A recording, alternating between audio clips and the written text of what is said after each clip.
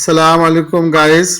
দেশ ও প্রবাসে থাকা সকল দর্শক ও শুভানুধ্যায়ী ও ভালোবাসার মানুষকে আমার ইউটিউব চ্যানেল নেচার অ্যান্ড লাইভস্টকের পক্ষ থেকে আন্তরিক শুভেচ্ছা ও মোবারকবাদ জানাই। মানে আমি এখন এসেছি ত্রিবেণী কোন আশরাফুল জায়গায় খিরে ভাইয়ের বেশি আছে? অভাবনীয় সাফল্যের সেই ফসল ক্ষীরা চাষ নিয়ে তার সাথে কিছু কথা আপনাদের মাঝে শেয়ার করব।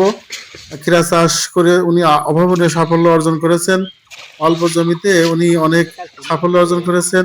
এইভাবে অনেক চাষি তার দেখাদেখি ক্ষীরা চাষ করছেন। আশরাফুল ভাইয়ের সাক্ষাৎকার নেব। আসসালামু আলাইকুম ওয়ালাইকুম ভাই, আসসালাম। ভালো আছেন তো? আলহামদুলিল্লাহ। তো ভাই, এই নতুন চাষ আমাদের এলাকায় এই ক্ষীরা কতদিন লাগাইছেন? 2 বছর চলছে আমার। 2 বছর চলছে না? জি। এ কত শতাংশ জমিতে আপনি ক্ষীরা চাষ করছেন? 10 শতক। 10 শতক না? এই 10 শতক জমিতে মানে কেমন বেচা বিক্রি হতে পারে? গতবার এই 10 শতক জমিতে 70 মণ বিক্রি হয়েছে। 70 মণ। জি।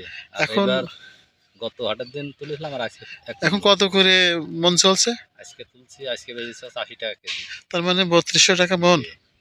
তার মানে অনেক দাম। হ্যাঁ, আলহামদুলিল্লাহ। আলহামদুলিল্লাহ, অনেক ভালো চাষ। ভাই তো ক্ষীরে চাষ করে অনেক সুন্দর চাষ করছে এবং ভালো লাভবান হচ্ছে এখান থেকে। দর্শক মণ্ডলী, আপনারাও কিন্তু ক্ষীরা চাষ করতে পারেন। আমাদের এলাকার যে সবজি, এই ক্ষীরার চাষ করে সবজি চাষ করে আপনারা এলাকার চাহিদা মেটাতে পারেন। পাশাপাশি ভাই আবার দেখতে পাচ্ছি যে রসুন, এত সুন্দর রসুন হয়েছে।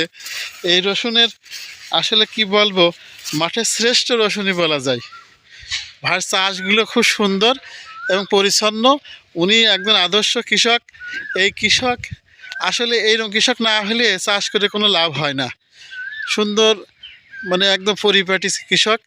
উনি পরিচ্ছন্ন চাষ করেন, যা করেন তা সুন্দরভাবে করেন। ওনার বক্তব্য হচ্ছে